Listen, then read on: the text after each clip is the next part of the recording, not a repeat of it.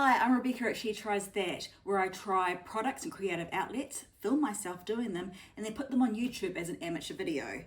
I am on a gluten-free journey. I am trying to go more gluten-free in all my foods, not everything, but especially I like to go gluten-free more in bread.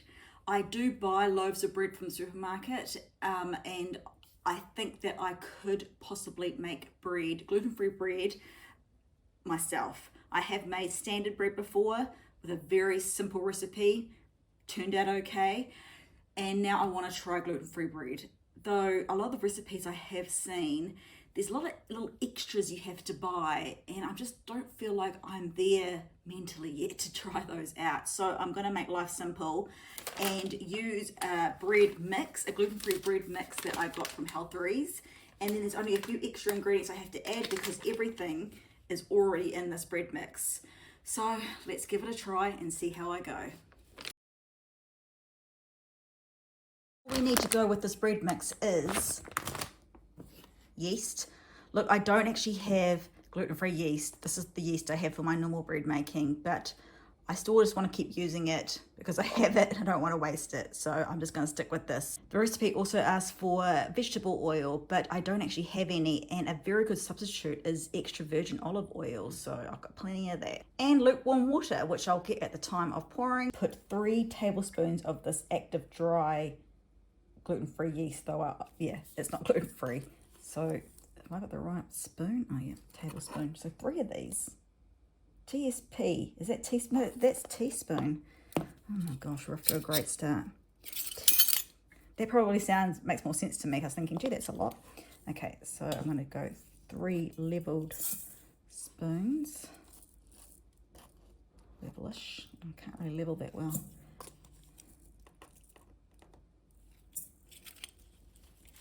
Then 450 ml of lukewarm water, which I just got from the tap, which I'm told is fine just to use the tap water. We have excellent water here in New Zealand, so I'm just going to pour that in. Mix water and yeast together until softened.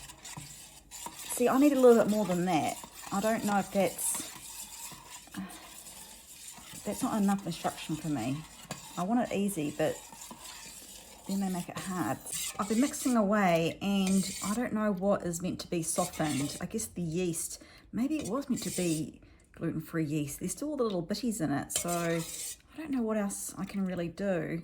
I'm just going to go ahead and charge on with the rest of the recipe and yeah, hope for the best. 500 grams, approximately 3 cups, this is my 3rd cup of the Healtheries gluten-free bread mix, and 60 ml of olive oil or vegetable oil, but I'm going with the olive oil. Now we mix until smooth. Okay, it's well mixed and probably as smooth as I'm going to get it. So now I just need to get it into a greased loaf pan. This pan is non-stick, but I have greased it with a little bit of the olive oil.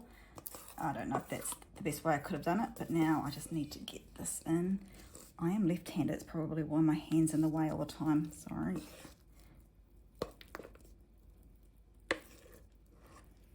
So I'm trying to show what I'm doing while also being as careful as possible.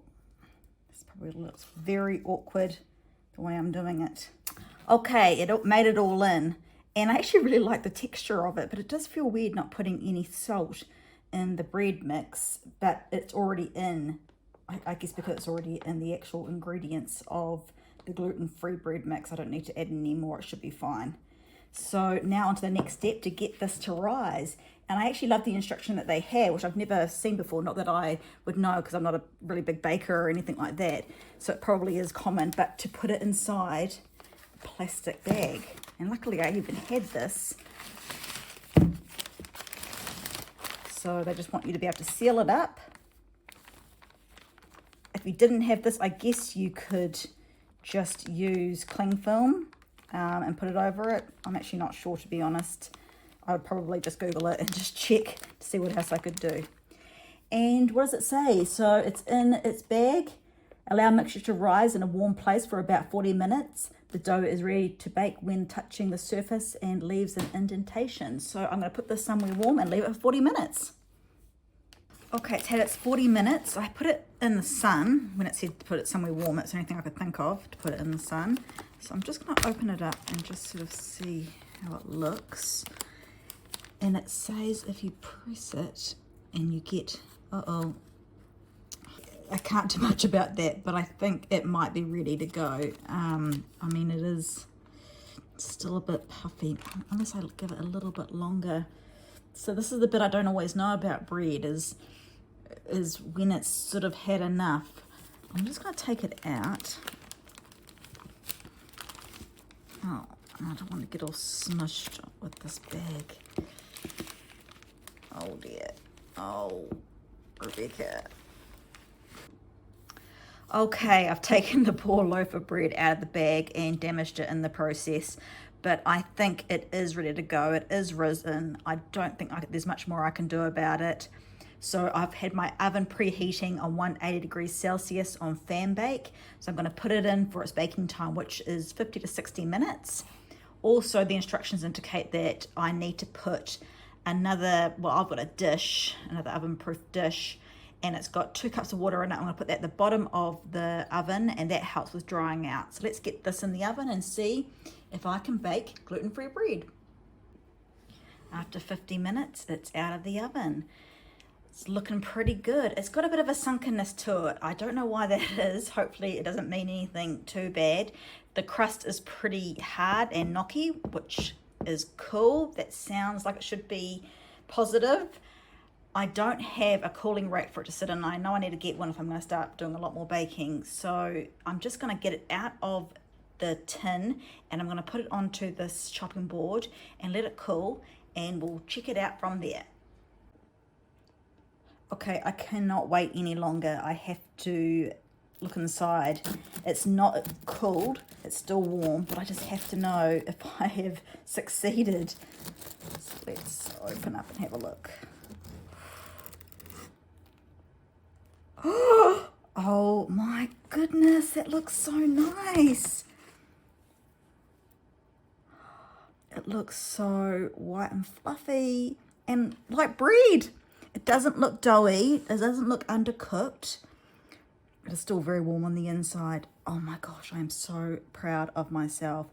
I'm gonna have to put some butter on this. Oh, okay, taste test time.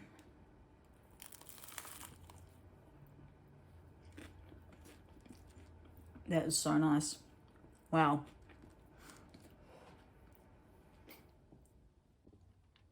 If you made it to the end of this video to see the results, I thank you very much. Like and subscribe if you'd like to see more content like this. My cat Harriet has also come in just to see what the bread is like. In summary, this bread mix from Healthery's, excellent. I'm sure there are many others around that are just as good, but apart from a few hiccups, this was a great success, aside from the shape, obviously. But I know I can make this every week and always have gluten-free bread in the house.